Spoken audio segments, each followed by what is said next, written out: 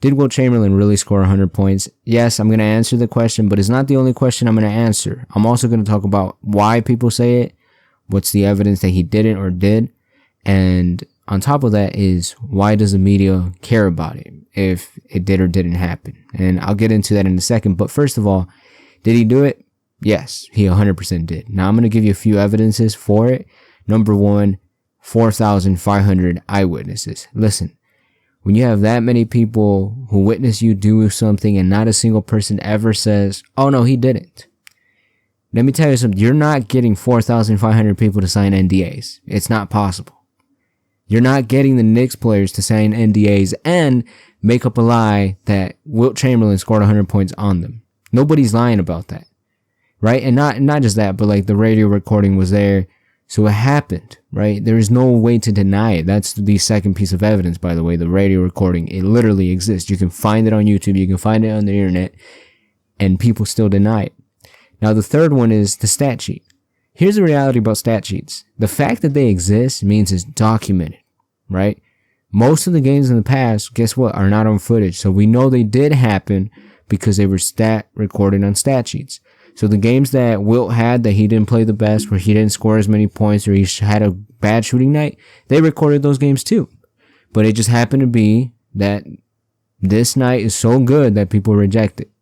Now, another thing I want to point out, and this one is a little more of and I think people are really bringing it up as well, but Wilt was black. And I don't know if people realize this. I don't know, maybe in his photos, because it was a black and white photo, they don't realize he's black. Now, I want you to tell me, do you really believe that they were going to make up a lie to benefit a black man in the 1960s? Come on, man. 1962? Come on. Think about it. Now, why exactly... Well, wait. Before I tell you why the media cares, why do people say it did not happen? To tell you the truth, there's two reasons. First of all, it's unbelievable, and they don't realize how great Wilt was, right? And the other one is that Wilt shot 28 for 32 from the free throw line. And people have a hard time believing that somebody who was as bad of a free throw shooter as Wilt could do that. But the reality of the situation is, it's not the only time that Wilt ever had games where he shot a ridiculous percentage. It's not, right? It's not the only time where other players who could not shoot free throws whatsoever went on and made 10, 12, 13 free throws in a row. It's happened before. It's not the only time it's ever happened. But on top of that, Wilt was not a bad free throw shooter because he was a bad accuracy. His problem had to do more with strength. That night, and this is going to sound more ridiculous and even harder to believe, but apparently he only had like 1 hour of sleep.